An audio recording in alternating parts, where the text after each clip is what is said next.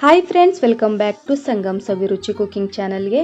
ಇವತ್ತಿನ ರೆಸಿಪಿಯಲ್ಲಿ ಉತ್ತರ ಕರ್ನಾಟಕದ ಸ್ಪೆಷಲ್ ಪೂರಿ ಜೊತೆಗೆ ಮಸ್ತ್ ಕಾಂಬಿನೇಷನ್ ಆದ ಬೆಟಗೇರಿ ಚಟ್ನಿ ರೆಸಿಪಿ ಮಾಡಿ ತೋರಿಸ್ತಾ ಇದ್ದೀನಿ.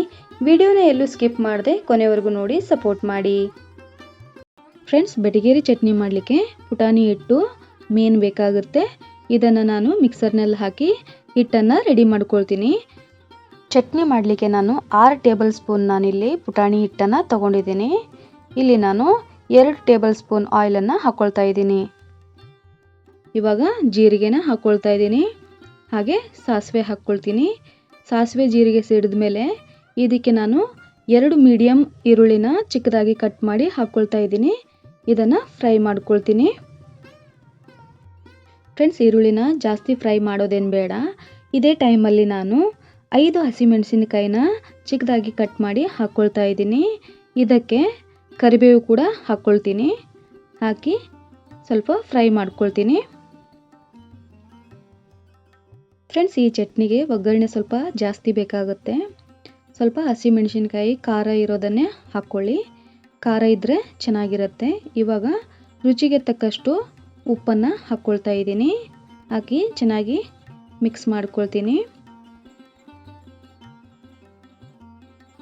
ಇವಾಗ ಅರಿಶಿನ ಪುಡಿ ಹಾಕ್ಕೊಳ್ತೀನಿ. ಹಾಕಿ ಚೆನ್ನಾಗಿ ಮಿಕ್ಸ್ ಮಾಡ್ಕೊಳ್ತೀನಿ ಒಂದು ಸಾರಿ.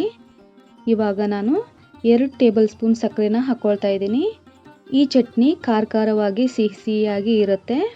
ಇದೇ ರೀತಿ ಮಾಡಬೇಕು. ಇಷ್ಟ ಆದರೆ ಸಾಕು ಫ್ರೆಂಡ್ಸ್. ಇವಾಗ ಗ್ಯಾಸನ್ನು ಆಫ್ ಮಾಡಿ ತಣ್ಣಗಾಗಲಿಕ್ಕೆ ಬಿಡಬೇಕು. ಫ್ರೆಂಡ್ಸ್, ಇಲ್ಲಿ ನಾನು 6 ಟೇಬಲ್ ಸ್ಪೂನು ಪುಟಾಣಿ ಹಿಟ್ಟನ್ನು ತಗೊಂಡಿದ್ದೀನಿ. ಇದನ್ನು ಒಂದು ಪಾತ್ರೆಗೆ ಹಾಕ್ಕೊಳ್ತೀನಿ. ಹಾಗೆ 1 ಕಪ್ಪು ಪುಟಾಣಿ ಹಿಟ್ಟು, ಹಾಗೆ 1 ಕಪ್ಪು ಮೊಸರನ್ನು ಹಾಕ್ಕೊಳ್ತಾ ಇದ್ದೀನಿ. ಫ್ರೆಂಡ್ಸ್, ಮೊಸರು ಹುಳಿ ಇರಬಾರ್ದು. ಹುಳಿ ಇದ್ದರೆ ಅಷ್ಟು ಟೇಸ್ಟಾಗಿ ಬರಲ್ಲ ಚಟ್ನಿ. ಹಾಗೆ ಅದೇ ಕಪ್ಪಿಂದ 2 ಕಪ್ಪು ನೀರನ್ನು ಸೇರಿಸ್ಕೊಳ್ತೀನಿ ಫ್ರೆಂಡ್ಸ್ ನಾನು. ಇವಾಗ ಚೆನ್ನಾಗಿ ಒಂದು ಗಂಟಿಲ್ದಂಗೆ ಚೆನ್ನಾಗಿ ಮಿಕ್ಸ್ ಮಾಡ್ಕೋಬೇಕು ಫ್ರೆಂಡ್ಸ್ ಇದನ್ನು. ಫ್ರೆಂಡ್ಸ್, ಈ ಚಟ್ನಿ ಮಾಡೋದು ತುಂಬ ಸುಲಭ, ಬೇಗನೂ ಆಗುತ್ತೆ, ತುಂಬ ಟೇಸ್ಟಿಯಾಗೂ ಇರುತ್ತೆ ಫ್ರೆಂಡ್ಸ್ ಇದು. ಇವಾಗ ಮಿಕ್ಸ್ ಮಾಡ್ಕೊಂಡಿದ್ದು ಆಗಿದೆ ನೋಡಿ ಫ್ರೆಂಡ್ಸ್. ಇವಾಗ ಮಿಕ್ಸ್ ಮಾಡ್ಕೊಂಡಿದ್ದು ಆಗಿದೆ. ಇದನ್ನು ನಾವು ಒಗ್ಗರಣೆಯಲ್ಲಿ ಸೇರಿಸ್ಕೊಳ್ಬೇಕು. ಇವಾಗ ನೋಡಿ ಒಗ್ಗರಣೆ ತಣ್ಣಗಾಗಿದೆ, ಇದಕ್ಕೆ ಸೇರಿಸ್ಕೊಳ್ಬೇಕು. ಇವಾಗ ಹಾಕಿದ್ದಾದ್ಮೇಲೆ ಒಂದು ಸಾರಿ ಚೆನ್ನಾಗಿ ಮಿಕ್ಸ್ ಮಾಡ್ಕೊಳ್ಬೇಕು. ನೋಡಿ ಫ್ರೆಂಡ್ಸ್, ಎಲ್ಲ ಮಿಕ್ಸ್ ಮಾಡ್ಕೊಂಡಿದ್ದು ಆಗಿದೆ. ಇದಕ್ಕೆ ನಾನು ಕೊತ್ತಂಬರಿ ಸೊಪ್ಪನ್ನು ಚಿಕ್ಕದಾಗಿ ಕಟ್ ಮಾಡಿ ಹಾಕ್ಕೊಳ್ತಾ ಇದ್ದೀನಿ. ಕೊತ್ತಂಬರಿ ಸೊಪ್ಪನ್ನು ಹಾಕಿದ ಮೇಲೆ ಒಂದು ಸಾರಿ ಚೆನ್ನಾಗಿ ಮಿಕ್ಸ್ ಮಾಡ್ಕೊಳ್ಬೇಕು.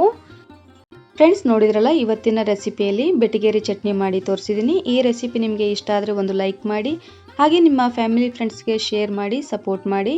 ನನ್ನ ಚಾನಲನ್ನು ಯಾರೆಲ್ಲ ಹೊಸದಾಗಿ ನೋಡ್ತಾ ಇದ್ದೀರಾ ಪ್ಲೀಸ್ ಸಬ್ಸ್ಕ್ರೈಬ್ ಮಾಡ್ಕೊಳ್ಳಿ. ಹಾಗೆ ಪಕ್ಕದಲ್ಲಿರುವ ಬೆಲ್ ಐಕಾನ್ ಪ್ರೆಸ್ ಮಾಡಿ ಆಲ್ ಅಂತ ಕ್ಲಿಕ್ ಮಾಡಿದ್ರೆ ನಾನು ಹಾಕುವಂಥ ಎಲ್ಲ ವಿಡಿಯೋ ನೋಟಿಫಿಕೇಶನ್ ನಿಮಗೆ ಮೊದಲು ಬರ್ತವೆ, ನೀವೇ ಮೊದಲು ನೋಡ್ಬೋದು. ಮತ್ತೆ ಸಿಗ್ತೀನಿ ಫ್ರೆಂಡ್ಸ್ ಮುಂದಿನ ರೆಸಿಪಿಯಲ್ಲಿ. ಅಲ್ಲಿವರೆಗೂ ಧನ್ಯವಾದಗಳು.